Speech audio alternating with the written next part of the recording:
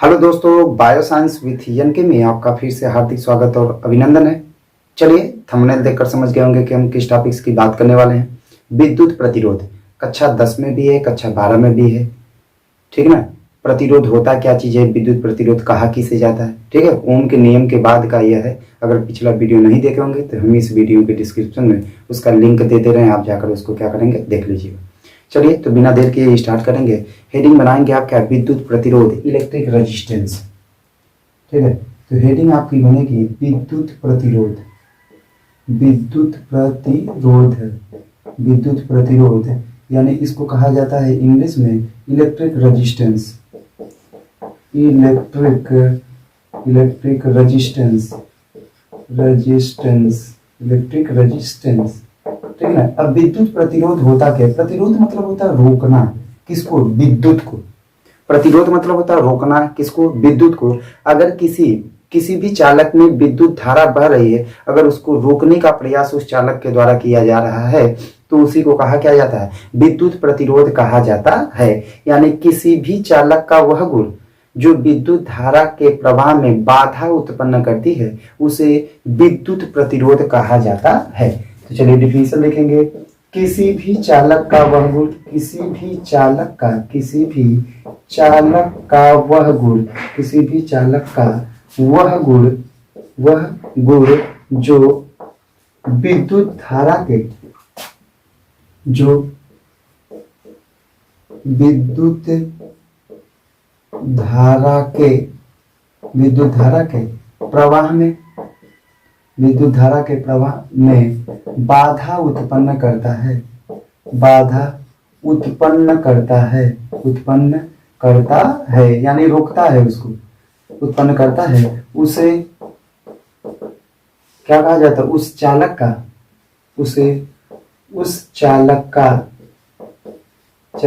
का विद्युत प्रतिरोध कहा जाता है। उसे उस चालक का विद्युत प्रतिरोध कहा जाता है, विद्युत प्रतिरोध कहा जाता है, जिसे कैपिटल आर से प्रदर्शित किया जाता है,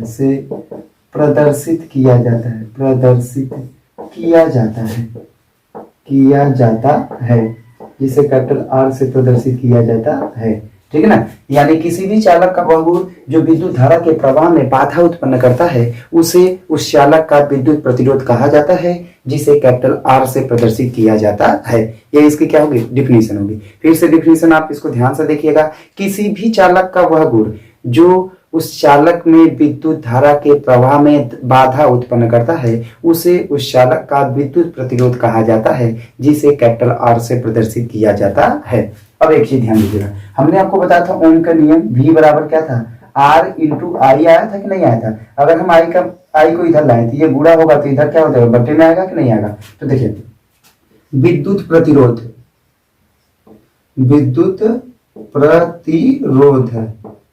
प्रतिरोध ना। अब विद्युत प्रतिरोध बराबर क्या लिख सकते हैं? V अपान आई। V मतलब क्या चीज है? विभवांतर। V बराबर क्या होगा? विभवांतर बटे आई क्या था? धारा, विद्युत धारा या धारा लिख दे रहे हैं, धारा। कंफर्म है कि नहीं? अब देखिए, विद्युत प्रतिरोध को किससे प्रदर्शित किया? आर से। आर बराबर क्या लिख सकते हैं? V अपान आई। यह दिखाया जा सकता है कि नहीं दिखाया जा सकता? यानी आर बराबर आता है V अपान आई। कंफर्म है ना? आर बराबर आएगा V अपान आई। अब मात्रक की बात करें तो, मात्रक की बात करें तब कैसे क्या क्या चीजें होंगी, तो देखिए फिर क्या लिखेंगे। अब इसका मात्रक क्या होता है? तो विद्युत धारा का मात्रक, विद्युत प्रतिरोध रहेगा ना, विद्युत प्रतिरोध का मात्रक, विद्युत प्रतिरोध का मात्रक क्या होगा? वोल्ट प्रति एम्पियर। देखिए, विभवांतर का मात्रक वोल्ट, आई विद्युत धारा मतलब एम्पियर होगी, तो विद्युत प्रतिरोध का मात्रक वोल्ट प्रति एम्पियर, वोल्ट प्रति एम्पियर, वोल्ट प्रति एम्पियर। कंफर्म है कि नहीं? वोल्ट प्रति एम्पियर, या इसको या कर दें, वोल्ट प्रति एम्पियर, या क्या होता है? ओम होता है, या फिर क्या होता है? ओम होता है, ओम। ओम, हाँ, होता है, ओम होता है, होता है, जिसे किससे प्रदर्शित किया जाता है, जिसे ओमेगा, ओमेगा, अब ध्यान देंगे, जिसे ओमेगा यानी ओमेगा को इस तरह दिखाते हैं, ओमेगा से प्रदर्शित ना, ओमेगा से प्रदर्शित किया जाता है, ओमेगा से प्रदर्शित किया जाता है, किया जाता है, ओमेगा से प्रदर्शित किया जाता है, यानी विद्युत प्रतिरोध का मात्रक वोल्ट प्रति एम्पियर होता है, जिसे ओम ना या ओम कहते हैं, और जिसको किससे प्रदर्शित किया जाता है, ओमेगा से प्रदर्शित किया जाता है। यह हो गया विद्युत प्रतिरोध। अब विद्युत प्रतिरोध को प्रभावित करने वाले कारक कौन कौन से हैं कि जो विद्युत प्रतिरोध को प्रभावित करते हैं, ठीक है ना। तो चलिए अब यहां तक तो यह होगा, बोर्ड थोड़ा सा छोटा है इसलिए हमें इस तरह करना पड़ रहा है, ठीक है। चलिए हम इसको ऐसे ब्रेक कर दे रहे हैं, इसको आप अच्छे से कर क्या करेंगे, लिखेंगे। अब हेडिंग क्या बनाएंगे, विद्युत प्रतिरोध को प्रभावित करने वाले कारक। हेडिंग बनेगी विद्युत प्रतिरोध को, विद्युत प्रतिरोध को प्रभावित करने वाले कारक, प्रभावित करने वाले कारक, करने वाले कारक, factor affecting the electric resistance, ठीक है ना, अंग्रेजी लिख लीजिएगा, factor affecting the electric resistance, ठीक है। अब एक लाइन उसमें क्या लिखेंगे, विद्युत प्रतिरोध को प्रभावित करने वाले कारक निम्नलिखित हैं, विद्युत प्रतिरोध को प्रभावित करने वाले कारक निम्नलिखित हैं। पहला पॉइंट इसमें लिखेंगे आप क्या, तार की लंबाई या चालक की, तार या चालक की लंबाई, चालक की लंबाई, लंबाई। अब यहां मैं सेंटेंस बोलूंगा, लिखूंगा नहीं, ठीक है ना, तार या चालक की लंबाई, पहली हेडिंग देंगे। तो एक चीज ध्यान दीजिएगा, अभी लिखना नहीं है, आपको ध्यान देना होगा। क्या कहेंगे, देखिए कब विद्युत प्रतिरोध बहुत ज्यादा होगा, देखे होंगे जनरेटर वनरेटर लगता है तो बल्ब लगाई जाती है, पहले तो 100 वाट वाला या मर्क्यूरी लगाई जाती थी, जनरेटर के पास में जो बल्ब जोड़ा जाता था वो ज्यादा तेज चलता था, और उसके बाद जनरेटर से जितना दूर होता था उतना ही कम चलता था। मेन रीजन का, तार जितना लंबा होगा, ध्यान दीजिएगा, तार जितना लंबा होता है प्रतिरोध उतना ही ज्यादा लगता है, यानी किसी भी चालक तार का प्रतिरोध ना उस तार की लंबाई के समानुपाती होता है। इसको समीकरण क्या मान सकते हैं, एक मान सकते हैं। तो आप हेडिंग क्या देंगे, तार चालक की लंबाई या तार की लंबाई, तो उसमें लिखेंगे किसी भी तार की लंबाई उसके विद्युत प्रतिरोध के समानुपाती होती है, किसी भी चालक तार की लंबाई उसके विद्युत प्रतिरोध के समानुपाती होती है, यही होता है ना समानुपाती, ठीक है। चलिए अब उसके बाद दूसरा क्या लिखेंगे, क्षेत्रफल की बात करें, चालक का क्षेत्रफल लिखते हैं या तार का क्षेत्रफल, तार के अनुप्रस्थ या तार के अनुप्रस्थ काट का क्षेत्रफल, अनुप्रस्थ काट का क्षेत्रफल, काट का क्षेत्रफल, या फिर इसको लिख सकते हैं अनुप्रस्थ काट या फिर मोटाई कर दें, तार की मोटाई लिख सकते हैं, कोई दिक्कत है नहीं, ठीक है ना। तार के अनुप्रस्थ काट का क्षेत्रफल का या तार की मोटाई कह सकते हैं। अब ध्यान दीजिए, तार की मोटाई की बात करेंगे, देखो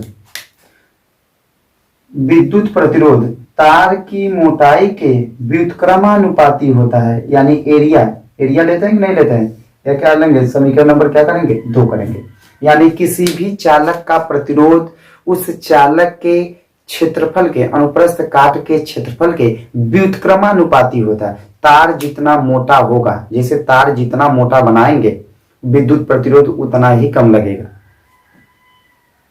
तार अगर ये मोटा बनाएंगे तो विद्युत प्रतिरोध क्या होगा, कम होगा। तार अगर पतला बनाएंगे तो विद्युत प्रतिरोध का मान क्या होगा, ज्यादा होगा। तो आप इसमें लिखेंगे तार के अनुप्रस्थ काट का क्षेत्रफल में लिखिएगा किसी भी क्या कहेंगे, चालक तार का क्षेत्रफल उसके विद्युत प्रतिरोध के व्युत्क्रमानुपाती होता है, आर इनवर्सली प्रोपोर्शनल 1/a, ऐसे लिखेंगे इसको, ठीक है। चलिए अब यह हो गया, और क्या दिखाएंगे, तार का ताप दिखा सकते हैं, तार का ताप, तार का ताप, टेम्परेचर या चालक का टेम्परेचर। तो उसमें लिखिएगा तार के ताप में क्या लिखेंगे आप कि विद्युत प्रतिरोध तार के ताप के समानुपाती होता है, अर्थात ताप जितना अधिक होता है विद्युत प्रतिरोध उतना ही अधिक लगता है। देखिए गर्मियों में लाइन हमें कम महसूस होती है, मतलब विद्युत धारा कहते हैं कि बिजली बहुत कम आ रही ना, ठंडियों में बहुत ज्यादा आती है। टेम्परेचर जितना हाई होगा बिजली उतना ही रोकेगी वो, और उसके बाद टेम्परेचर जितना कम होगा बिजली उतना तेज आएगी। ठीक है ना, तो ये हो गया। और पदार्थ पर भी निर्भर करता है, किस चीज का बना है, कापर का बना है, चांदी का बना है, लोहे का है, किस चीज का, एल्युमिनियम का है। तो अगर प्रकृति पर भी निर्भर करता है, जैसी प्रकृति होगी विद्युत प्रतिरोध वैसे काम करता है। चलिए हमें तो इन्हीं दोनों से लेना देना था, ये लिखना होगा तो लिख लीजिएगा। किसी चालक का ताप उसके क्या कहेंगे विद्युत प्रतिरोध के समानुपाती होता है। चलिए ठीक है। अब एक चीज ध्यान दीजिए, अब कहेंगे समीकरण 1 और 2 से, समीकरण 1 और 2 से, और 2 से समीकरण 1 और 2 से क्या बात करेंगे। देखिए ये दोनों आर आर है कि नहीं, यानी कह सकते हैं आप ये आर प्रोपोर्शनल। अब इसको ले सकते हैं, क्या लिख सकते हैं, लेफ्ट हैंड साइड बराबर राइट को भी इधर गुणा करके लिख सकते हैं एल इंटू 1/a। इसको और लिखा जा सकता है आर ना, इसको लिख सकते हैं बराबर, इसको प्रोपोर्शनल के चिन्ह को हटाया जाएगा तो बराबर का चिन्ह आएगा। उसके बाद यहाँ बराबर का चिन्ह जैसे आता है, यहाँ एक कांस्टेंट आता है रो, और उसके बाद यल बट्टे ए लिख सकते हैं आप, यल बट्टे ए, यानी यही एक फार्मूला इसके लिए आता है। ठीक है ना, आर बराबर क्या लिख सकते हैं, देखिए दिया है कि नहीं दिया कंफर्म, या फिर इसको और इस तरह लिखा जा सकता है। अगर हमें रो का मान निकालना रहे तब रो बराबर, ध्यान दीजिएगा, हमें अगर रो बराबर निकालना रहे तो फिर क्या करेंगे, रो आर तो यही रहेगा, आर रहेगा, चलिए ठीक है। लेकिन यह यल अपान ए आएगा तो ए अपान यल हो जाएगा, यानी ए अपान क्या हो जाएगा, यल हो जाएगा। ये होगा कि नहीं होगा, ऐसे आता है। अब यह है क्या, रो का है, रो है क्या चीज, ये ध्यान देना होगा। तो रो क्या होता है, जैसे अब इसके नीचे इसको लिखेंगे, उसके बाद फिर इधर मैं लिख दे रहा हूं। ठीक, अब क्या है, यहां क्या है, जहां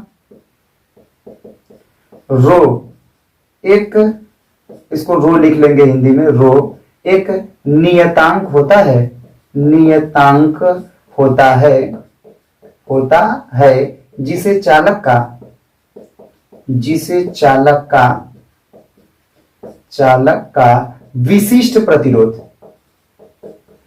विशिष्ट प्रतिरोध कहा जाता है, चालक का विशिष्ट प्रतिरोध कहा जाता है। ठीक है ना, मतलब रो क्या है, एक नियतांक है जिसे क्या कहेंगे, इस चालक का क्या कहा जाएगा, विशिष्ट प्रतिरोध। वो तो विद्युत प्रतिरोध है कि नहीं, इसे क्या कहा जाता है, विशिष्ट प्रतिरोध कहा जाता है। अब हम मात्रक की बात करें, इसका मात्रक क्या होता है, मात्रक की बात करेंगे। मात्रक क्या कहेंगे, देखें इसका मान तो ओम होता है, इसका मान क्या होता है, ओम होता है, ओम। देखिए मैं ऐसे बता दूं, नॉर्मली रख ली आपको, जैसे इसका मात्रा कहेंगे तो देखो आर का मात्रा क्या होता है, ओम होता है, चलिए ठीक है, इनटू क्षेत्रफल का मात्रा क्या होता है, वर्ग मीटर होता है। तो वर्ग मीटर, मीटर गुणे मीटर लिख सकते हैं, इसको मीटर गुणे मीटर लिख सकते हैं कि नहीं लिख सकते हैं, बटे यह लंबाई किसमें नापते हैं, मीटर में। तो एक मीटर से कैंसिल होगा कि नहीं, तो ओम मीटर या ओम सेंटीमीटर लिख सकते हैं। ठीक है ना, चलिए हम इसको हटा रहे हैं तो क्या लिख सकते हैं आप, विशिष्ट प्रतिरोध का मात्रक, विशिष्ट प्रतिरोध का मात्रक, विशिष्ट प्रतिरोध का मात्रक, विशिष्ट प्रतिरोध का मात्रक, मात्रक क्या लिखेंगे, ओम मीटर, ओम मीटर या ओम सेंटीमीटर होता है, ओम मीटर या ओम सेंटीमीटर, सेंटीमीटर होता है,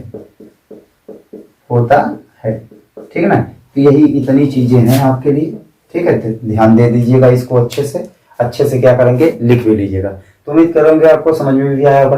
तो पहले आप इसको लिखेंगे यहाँ तक लिखने के बाद फिर हेडिंग क्या देंगे, विद्युत प्रतिरोध को प्रभावित करने वाले कारक, फिर एक एक सेंटेंस जितना बोला हूं उसको लिखेंगे अभी, ठीक है ना। जितना मेन चीजें था मैं लिख चुका हूं, जिनको आपको लिखना था मैं वहां सेंटेंस बोल दिया हूं। आप रिपीट कर देख कर देखिए। स्लो थोड़ा सा बोलने में वीडियो लॉन्ग हो जाती है, इसलिए स्लो नहीं बोला जाता। जितना हो सकता है उतना मैं लिख दिया हूं। उसके बाद आप करेंगे क्या, जैसे यहाँ दिया था तार की लंबाई, तो तार की लंबाई जितना होती है प्रतिरोध उतना ही ज्यादा लगता है। तो यानी किसी भी चालक तार की लंबाई उसके विद्युत प्रतिरोध के समानुपाती होता है। तो वहां सेंटेंस बोला हूं, उसके बाद आप ये समीकरण दिखाएंगे। समीकरण 1 और 2 आपस में जोड़ने पर आएगा ये फॉर्मूला, आर बराबर रो एल इंटू ए, या फिर रो बराबर क्या लिख सकते हैं, आर ए अपॉन एल। अब यहाँ मात्रक की बात किए थे तो ओम, और ये मीटर वर्ग मीटर होता है मीटर, तो 1 मीटर वर्ग मीटर से 1 से कैंसिल हो जाएगा, मीटर बचेगा। ओम सेंटीमीटर, ओम मीटर, या ओम क्या होता है, सेंटीमीटर होता है।